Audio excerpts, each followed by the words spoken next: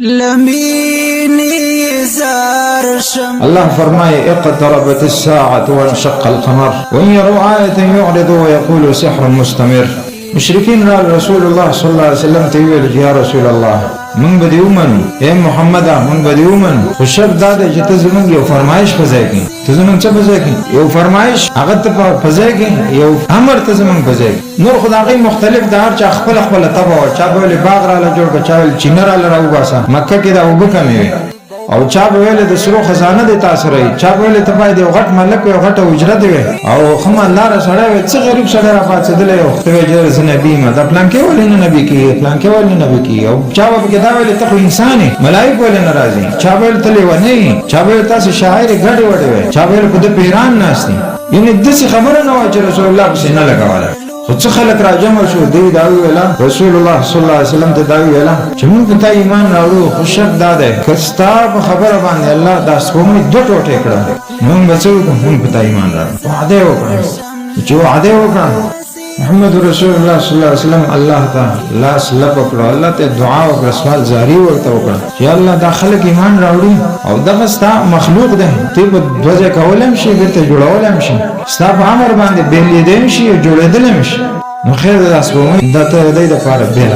نو جدا کيو د بل نه دوزه کا هغه سپومې دوزه شول چې دی په لاړو چې د جبل ابي قبيس نه په لاړو ټول خلکو ولیدل هندستان تاریخ کې چې د لیکل شوی دی دا وخت په تاریخ او دا غینه دی تاریخ شروع کړ چې دا تاریخ د دې وخت نشه په کوم شپه چې سپومې چاودل د فارس خلکو ولیدل د روم خلکو ولیدل ټول دنیا دا ولیدل چې سپومې چې د دوزه شوی دی چې کله سپومې دوزه شو خبره خو پوره شو معجزه ښکارا شو د یقیني د الله رسول له د خبر الله په اسمانونو کې مني بعد لا دا چې زمکه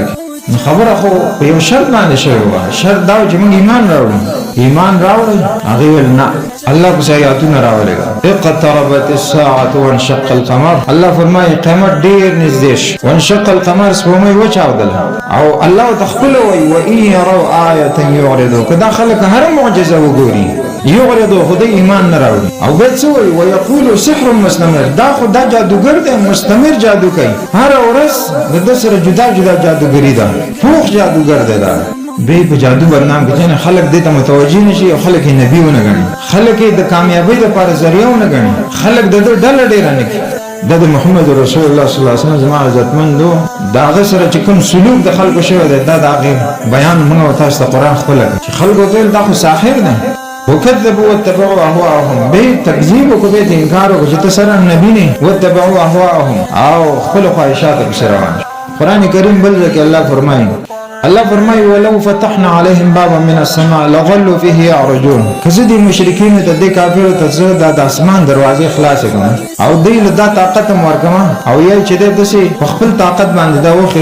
د اسمان کې نه وځي پورته اسمان ته نه واتل به هم دا کافر څه وایي لقالوا انما سكرت ابصارنا دی ویل زمون په سترګو چا جادو کړل نه څنګه مونږ د زمکه نه بره د اسمان مونږ یینو لکه چې نظر بندي شوی او بل نحن قوم مسحورون بل زمون له قوم مسجبون باندې جادو شوی د رسول الله صلی الله علیه وسلم د بیان مقابله کې خلکو دا استقبال کړل د قران دراتب په مقابله کې خلکو دا استقبال کړل ته خلکو مزاج استقبال پیژاندل شي خلکو مزاج څه ده دین نه منل ولو که محمد رسول الله صلی الله علیه وسلم په شان شخصیت ته ولاړل هغه وایي کوي دین نه منل د خلکو مزاج ده ته به ما منل ده زما ما منل ده نه مونږ ټول نه منل مونږ ټول نه منل مونږ فیصدي منل ده په دې وجه باندې چا چې به ومنه دا غي ناشنا احوال هغه موږ تاسو ته بیان شوی او چا چې نه منل دا غي ناشنا احوال بیان شي